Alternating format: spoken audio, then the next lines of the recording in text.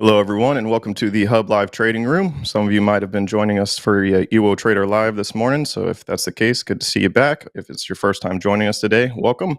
First and foremost, we do have to cover our disclosure disclaimer agreement. Main thing to take away from it is that we are not licensed investment advisors in the United States, so nothing is to be taken as personal investment advice. That's available on our website for you to read in detail at your leisure at all times. Other than that, let's get right into some exciting topics for this session. You out there, Rob? I'm here, Zach. Hey, everyone. Welcome to Hub Live. And if you were here this morning, then good to see you again. Been a long time no see. If you're joining us and weren't here this morning, welcome to Monday afternoon. So, you doing all right, Zach? Oh, no complaints over here. Lots of exciting news in the markets, and crypto seems to be up, so I'm a happy camper.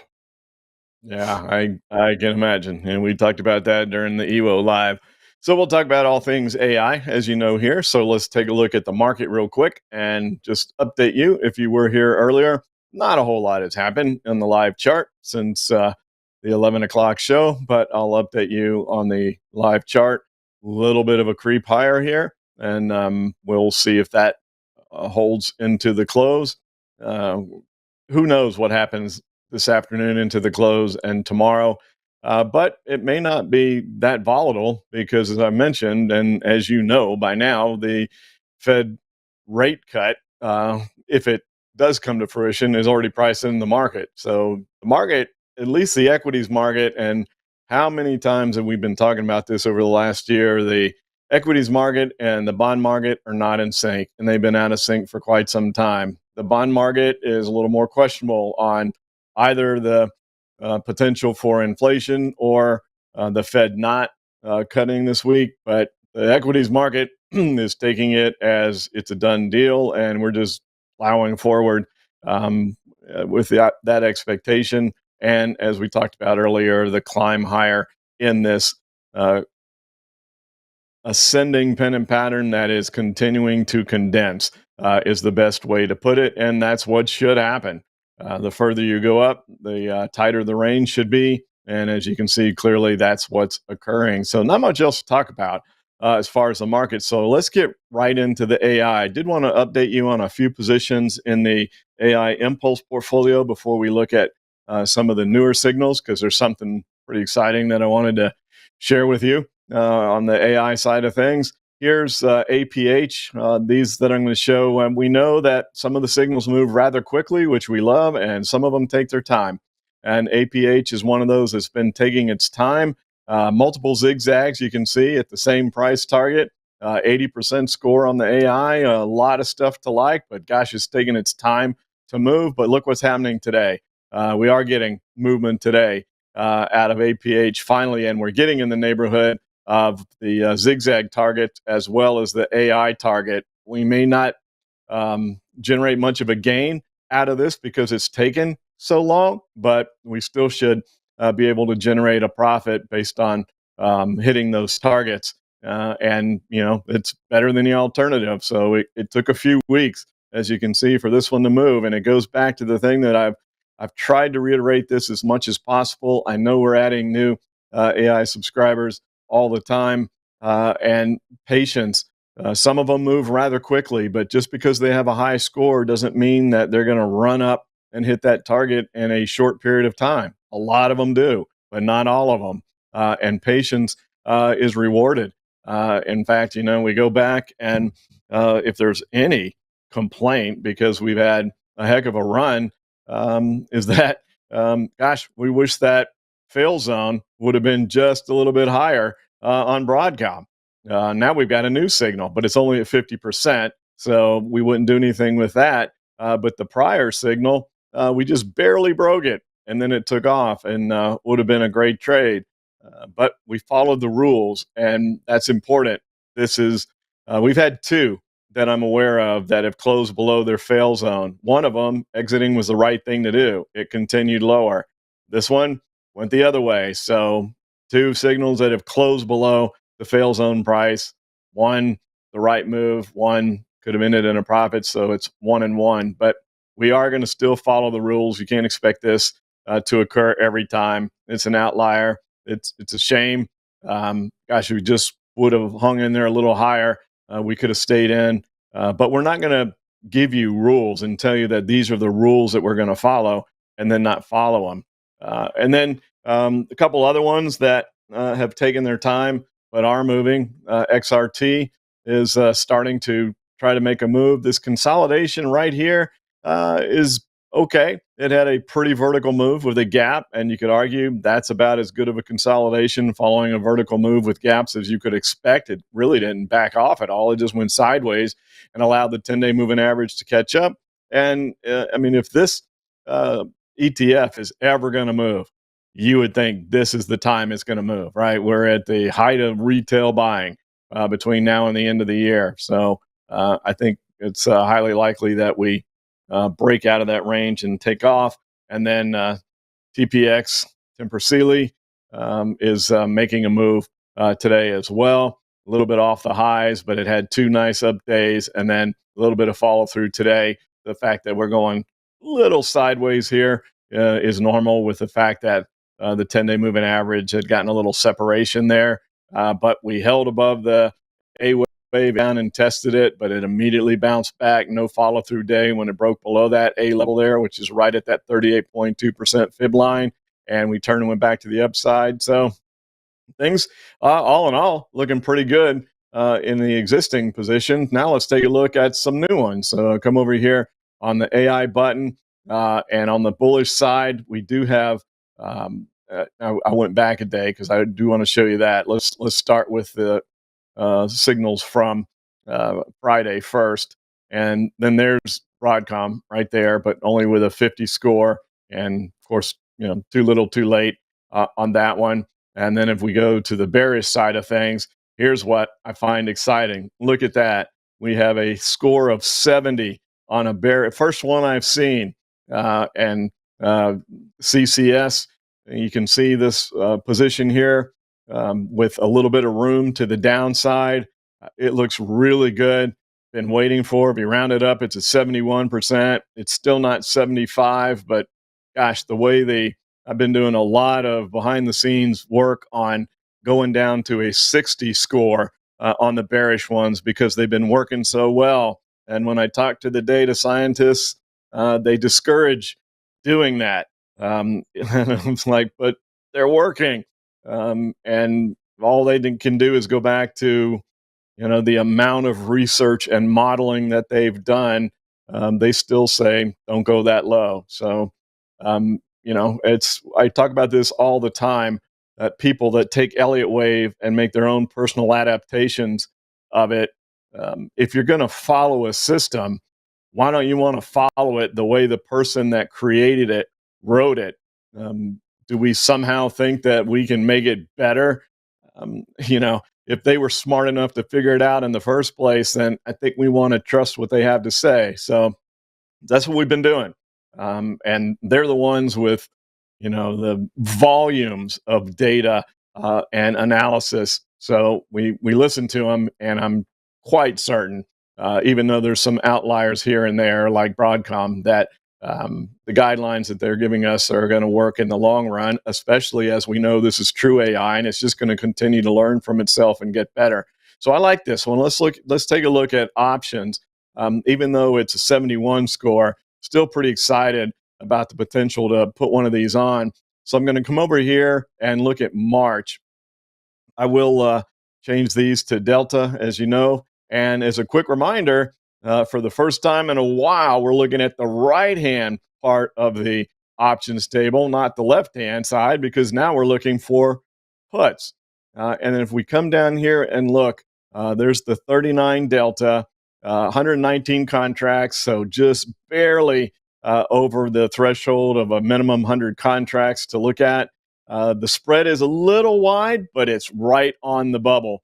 Remember, we want the spread to be no more than 10% of the options price. So if you call that a $5 option, right at the edge of our risk tolerance that we do for alerts, 50 cents is right there. It's 10% of the spread. So we might have to get, we're going to try 520, see if that gets filled. If not, we might have to go to 530 in order to get that filled. But I'm going to do a little bit more analysis on this after we finish this, but you may see this come out as an alert this afternoon. As I've mentioned, we're going to probably see some activity in the volatility portfolio for those of you that are involved in that. Um, Probably, if not today, tomorrow, and then into the end of the year, expecting more volatility in January. But I really like the setup here. I wish there was a little more open interest, but it's enough. So it's just really exciting to finally see a bearish score at 70. And I think maybe that may be the fact that these bearish scores, you can see the results are more numerous than they were. The scores are coming up. I think that's telling you that the underlying theme in the market is that other than the Mag 7 that are driving everything and get all the headlines, we're starting to see a few cracks to where the market does look due for a correction. And I just can't wait to see what happens when we do get a little bit of a corrective mode and we get several signals at 75 or above. Now, that's when you could expect to see some quick moves, because we all know the market moves down faster than it moves up. So I wanted to share that one with you. And then let's go back a day, because there's a couple interesting ones that I was saving to show you in this class. So here on the bearish one, there's FLO. Now, I didn't quite make it to 70, but boy, it got close. And I was like, oh, we're getting there. So when we look at FLO, which is Flowers Foods, the problem here is there isn't much movement left. You can see that we're getting awfully close to that target. I'll put the options back on, but take them off for now.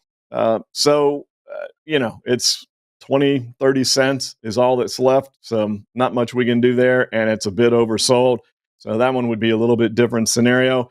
But here's one that I'm going to add in some of my own flavor here. I think CVS is in a bit of trouble here. They've broken down. Now, it's another one that's not very far away from its target. It's basically $2 exactly, or now $1 exactly away from its target price. But I feel like this could have further to go to the downside. Now, it's only a 66 score, and I know that I've got an itchy trigger finger on this one. The data scientists were ho-hum on, what about a 65 score then if 60 is no good? And they still wanted to see a score of 70. So on this one, though, I might go against what they're saying there a little bit, because I feel like if we condense this chart, we can see that we've broken through. Look at this area of support here. This stock has had major support here, and call it the 55 area for quite some time. And then if we go back even further, I can condense the chart more, but it make it too hard to see. Look, when's the last time we've been down here? And we continue to move. Now we're into 2022 and still nothing.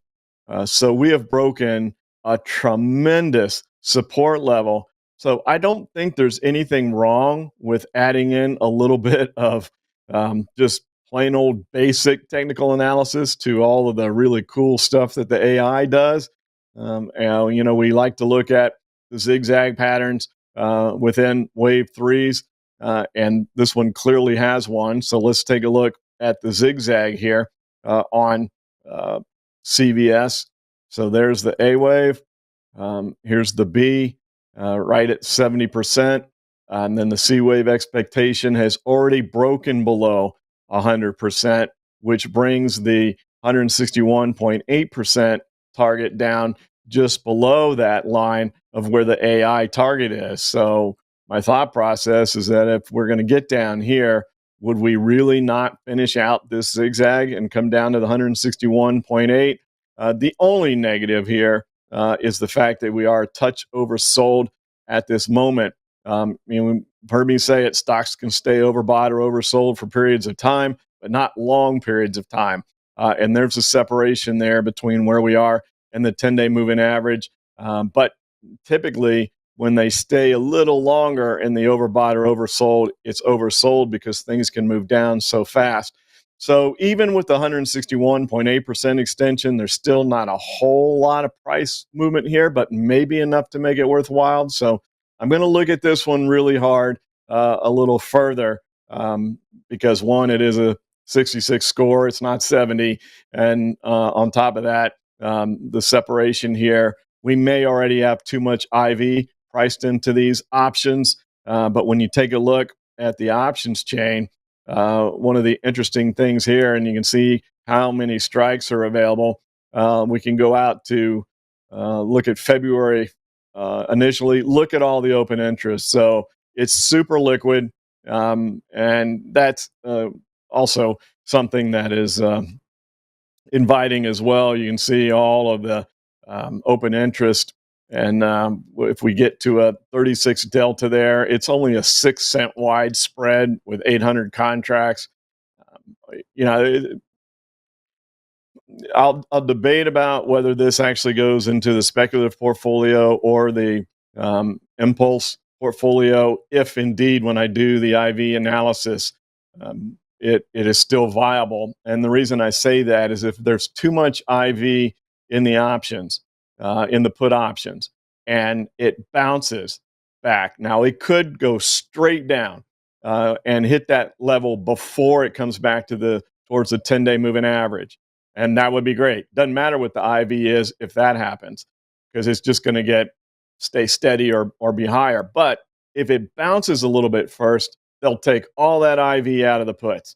And so if we paid extra on the premium for the puts and it gives a little bit of a bounce and then goes down, even if it comes down and hits its target, it probably doesn't generate much of a gain, if any gain at all. And that's the issue with implied volatility and what we have to watch for on the put side.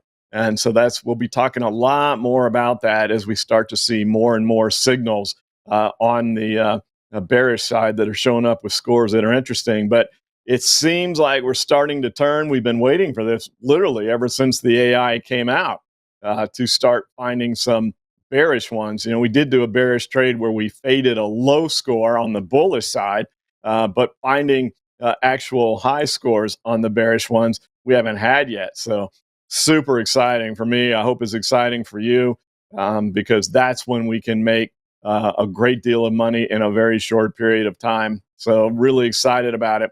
And then going back to Thursday night's results here, there's a score almost 75, 74%. So just one tick under where that would have turned green. And you can see this nice ascending move here on the 10-day moving average. No zigzag pattern, however, but a nice movement up the wave 3, and it would creep higher. So we've got these low price options or low stock price numbers over here, which means that there isn't a whole lot of intraday movement. So once again, we'd have to take a real hard look at the options. So when we bring the options chain up here, we can take a look. I would like to look at least February, because I don't think this is going to move rather rapidly. It would be nice to have another bar like that big bar, but we can't count on that. And then when we come over here and look at open interest, you're like, nothing. There's nothing there. So that's frustrating. So if we try to go down to May and look at that, once again, you can see really no open interest available there as well. And even if we try to expand out on the strikes, it doesn't help. There's just no open interest on that one. So as interesting as that was, and even though my favorite is a zigzag within the wave 3, you all know I like a 45-degree angle on the movement as well, because then you don't have to worry as much about the corrections. When they correct, they don't correct as hard. And when they don't correct as hard, it means it doesn't take as long for them to turn and move back to the upside. So that nice 45-degree angle there is great, but unfortunately, no options available. So that's why no alert came out on that one, as much as I like it. But I wanted to walk you through this. So the whole idea of this HUBB Live show is education and how to make money on these AI alerts within the software. And there's just multiple aspects to it. And talking about all the AI stuff and everything else is all great. But you have to bring in all the rules of trading. We can't just get so focused on the AI scores that we ignore everything else, like open interest and IV and all those kinds of things. They all still matter. involved. So I know that, and I've seen the comments, I've seen your support tickets and everything else, and we do get a little itchy trigger finger, which I'm dealing with on the bearish side, as you know, right now, especially on that CVS one. So I may um, I may send that CVS out in the speculative portfolio, since it technically is not following what the AI guys are telling us, but I really like it anyway. So probably going to see one come in on the AI impulse on the bearish side, and then one on the speculative side, and really not much else to talk about. We're not going to chase that move on Broadcom at this point. If anything, you'd want to fade it. And somebody asked, I think it was Thursday night during Trade Find or Insiders, could we fade Broadcom? It might have been Tesla that was asked about. So it was probably Tesla, but I think Tesla's probably, and that was asked about during EWO Live earlier. And I think it was talked about Thursday night as well. So people are anxious to try to pick up a bearish trade on Tesla, but we're not going to chase this to the upside for sure on Broadcom. And I was actually hoping this would be a lower score to show that maybe we could fade it. But with a score still at 50, it looks like it's due for a bit of a pullback. You don't get much more vertical than this, with a gap so far away from the 10-day moving average, all the things that you would like to do to put on a short trade. But with the score of 50, perhaps the consolidation is more sideways. And even though the big movement has been, and this is the last thing I'll do on rules, and then we'll get to any questions that y'all may have, is the IV is more prevalently priced into the call options right now. Like if you tried to buy a call to chase this move, it better do this again. It better go vertical again, or you're going to watch your calls lose value as the stock consolidates or comes back down. Now, it's going to be primarily in the calls, but that IV does translate into the puts as well. Not to the same degree, but there's extra IV in the puts. So if you're trying to short this, you do need it to come back down in that 1 to 3 days that I talk about that normally happens. This is early days for me doing research on this kind of thing. Normally you go vertical, you gap up, the 10-day moving average is down here. It's ripe for one of those 1 to 3 day pullbacks. But the score of 50 is still higher than I thought it would be. And so we're going to play this one out and not necessarily buy puts on it, and see if we can utilize AI to aid in that very short term, real quick in and outs on fading these vertical moves, and the same thing on the way down. But they're more fun on the way up because, as I mentioned earlier, on CVS, stocks can stay oversold longer than they tend to stay overbought. Just all things to consider, add in, put in your trading rule book, and become better traders on your own right. So I'm keeping track of this. I'll be reporting back to you on whether or not this helps. Obviously, it'd be frustrating if we go down $20 tomorrow, but the AI is hinting that this may stay strong. And if we spend the extra money on the puts, even if we just go sideways and that extra IV that's priced in comes out, then we start to lose money from the IV crush as well as time decay. So anyway, some interesting things I thought to share with you right now in this HUBB Live show. And with that, Zach, if there's any questions, I'll take those, or we'll go back to our trading day. Sounds like a plan, Rob. Yeah, we got a couple questions. First one's going to be from Leonard. Goog versus Goog with the L. Which one and why? What's the difference? There's only a slight difference. My preference, they're almost identical. There's really not much difference. It has to do with the class of shares. is the reason that they split it. So that doesn't really affect us too much from a trading standpoint. It is more of what kind of shares do you want to own if you want to own the stock? So with the options and the charts, you can see we're trading at 200. If I bring up Goog with the L, you can see the chart there is at 198.86. So what's it, $1 difference? It isn't much of a difference between the two. It has to do with the class of shares. So for us, it doesn't matter that much. Both of them are liquid on the options.